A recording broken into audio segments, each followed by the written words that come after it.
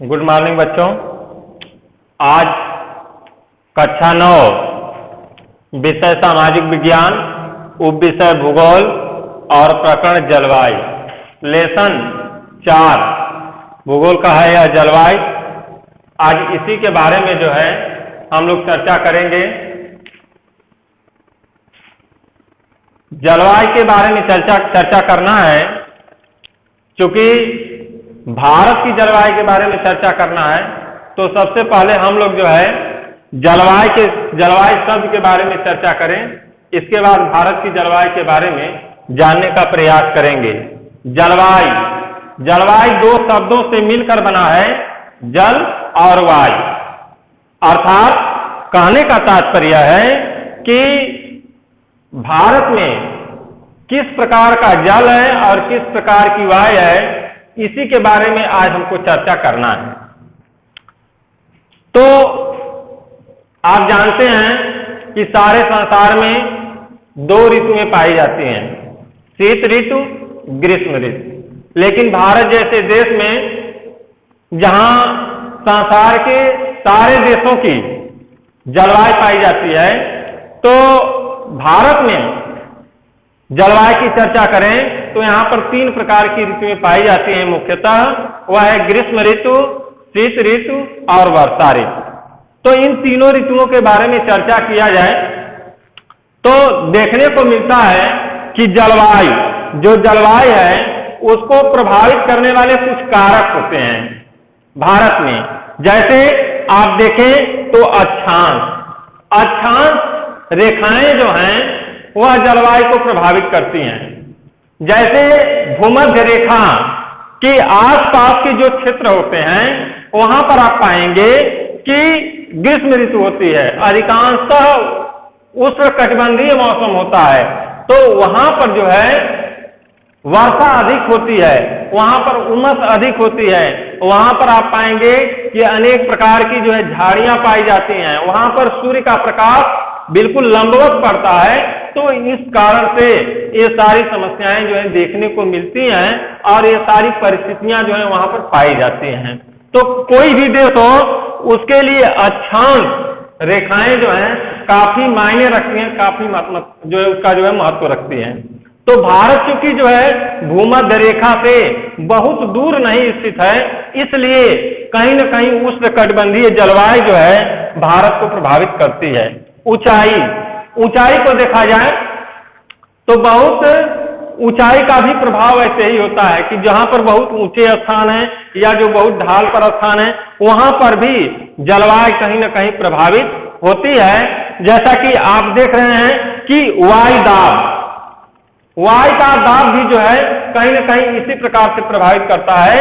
जैसा कि आप जानते हैं कि वायु जब चलती है, वायु सदैव जो है वह उच्च वायुदाब से निम्न वायुदाब की ओर आगे बढ़ती है।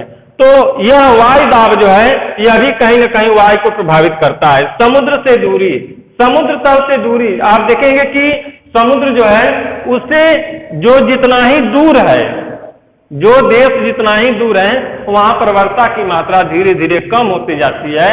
और जो देश समुद्र के जितना ही निकट है, कुछ ऐसी परिस्थितियां बनती हैं कि वहां पर वर्षा अधिक होती है। तो इस प्रकार से समुद्र तल से दूरी भी है। धाराएं जैसे कि आप जानते हैं कि गर्म धारा और ठंडी जल धारा 2 प्रकार की धाराएं होती हैं। तो कहीं न कहीं धाराएं भी जो है वह जलवायु को प्रभावित करती हैं। आप उच्चावच की बात देखें, ऊंचा और निचला स्थान, कहीं न कहीं उच्चावच भी जो है वह जलवायु को प्रभावित करता है। अर्थात कहने का तात्पर्य है कि आप एक बार केवल दिमाग से सोच करके देखें कि जब समुद्र के आप पास होते हैं तो वहां की परिस्थितियों में, जब आप किसी पर्वत के पास होते हैं तो वहां की परिस्थितियों में, वहां की जलवायु में बहुत अंतर पाया जाता है। तो यही है जलवायु को प्रभावित करने वाले कारक। अब भारत में किस प्रकार की जलवायु है इसके बारे में हम चर्चा करेंगे। तो भारत की जलवायु उष्णकटिबंधीय जलवायु पाई जाती है। भारत में आधे क्षेत्र में यूं कहें लगभग एक दक्षिणी क्षेत्र में जो है भारत में जो है उष्णकटिबंधीय जलवायु पाई जाती है।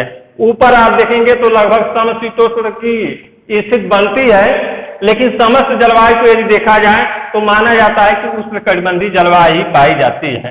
भारत में आप सुनते हैं कि अक्सर की मानसून आ गई या मानसूनी वर्षा होती है, तो मानसूनी वर्षा क्यों भारत में होती है? सर्वप्रमुख यह प्रश्न उठता है। आप देखते हैं कि यह भारत देश है, यह देश, यह जो मानचित्र आपको दिखाई पड़ा यह भारत देश का है। इसके पश्चिम में अरब सागर है, इसके पूर्व में आप देखेंगे तो बंगाल की खाड़ी है, इसके दक्षिण में आप देखेंगे तो अरब जो है हिंद महासागर है। तो एक भारत जो है 3 तरफ से समुद्र से घिरा हुआ है। क्योंकि मानसूनी वर्षा की बात हो रही है तो दक्षिणी पश्चिमी मानसून ऐसे आगे बढ़ती है और सर्वप्रथम ऐसा माना जाता है कि मानसून लगभग 1 जून के आसपास जो है वह केरल तट पर आ जाती है, 1 जून को, और केरल तट पर आने के पश्चात यह आगे बढ़ती जाती है। मुंबई तक इसको जाने में 10 जून तक हो जाता है, समय लग जाता है। यहां तक या पहुंचने में भी 10 जून तक ले लेती है समय। इन क्षेत्रों में पहुंचने में, बंगाल की खाड़ी तक पहुंचने में आगे बढ़ते जो है वह लगभग 10 जून तक आगे भी बढ़ जाती है। इसके बाद जब दक्षिणी पश्चिमी मानसून आगे बढ़ती है, जब यह मानसून आगे बढ़ती है, ऐसे जब आगे बढ़ती है तो चूंकि हिमालय का पर्वतीय क्षेत्र होता है और यहाँ पर अनेक पर्वत श्रेणियां हैं। आप देखेंगे तो पाएंगे यहाँ पर जो है यह मेघालय राज्य है, यहाँ पर गारो खासी जयंतियां, यहाँ पर पटकोई पर्वत, लुसाई पर्वत, ये हिमालय पर्वत, तमाम पर्वत श्रेणियां पाई जाती हैं। तो यह पर्वत श्रेणियां जो हैं यह दक्षिणी पश्चिमी मानसून को रोकती हैं। अब दक्षिणी पश्चिमी मानसून की जो दिशा होती है वह अब इधर को हो जाती है, बदल जाती है इधर को, अब यह पश्चिम को चलना शुरू करती है और धीरे धीरे यह 15 जून तक जो है यह उत्तर प्रदेश में आ जाती है। यदि 15 जून तक मानसून नहीं आती है यूपी में तो लोग कहते हैं कि सूखे की स्थिति आ गई है, या 1 जून तक केरल तट पर नहीं आती है तो लोग कहते हैं कि जैसे सूखे की स्थिति है या मानसून लेट है। इस प्रकार के शब्दों से जो है लोग बात करते हैं। और अब यही मानसून जो है आगे बढ़ती है और इधर से यह मानसून आगे आती है और लगभग दिल्ली तक आते आते जो है 16, 17 जून, 18 जून तक जो है यह हवाएं जो है आपस में मिलती हैं और वर्षा करती हैं। भारतीय मानसून जो है वह लगभग 3 महीने तक सक्रिय होती है और लगभग आधा सितंबर यानी 15 सितंबर के बाद धीरे धीरे मानसून को लौटने का समय हो जाता है और इसको लौटने में जो है लगभग 15 अक्टूबर आ जाता है। तो 15 सितंबर से 15 अक्टूबर तक यह लौटने का कार्य करती है। अर्थात आप यूं कहें कि मानसून जो है भारत में लगभग 100 से 120 दिन सक्रिय होती है और इसी के द्वारा जो है अधिकांश वर्षा होती है भारत में।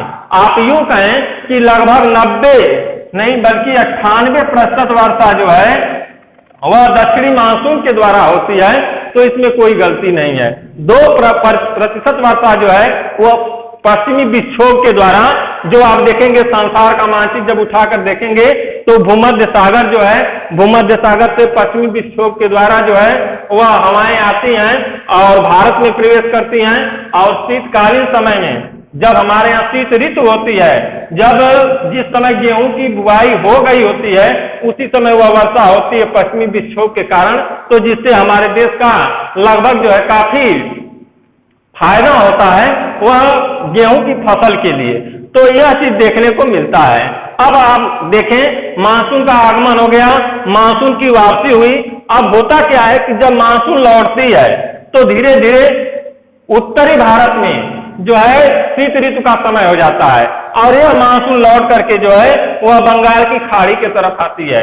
बंगाल की खाड़ी की तरफ जब आती है मानसून तो वह जलवाष्प ग्रहण करती है और वही हवा जो है तमिलनाडु तट पर जो है आकर के शीत ऋतु में जो है वर्षा करती है, जो आम की फसल के लिए, वहां पर उस समय आम की फसल होती है शीत ऋतु में, तो उसकी फसल के लिए जो है काफी लाभकारी सिद्ध होती है।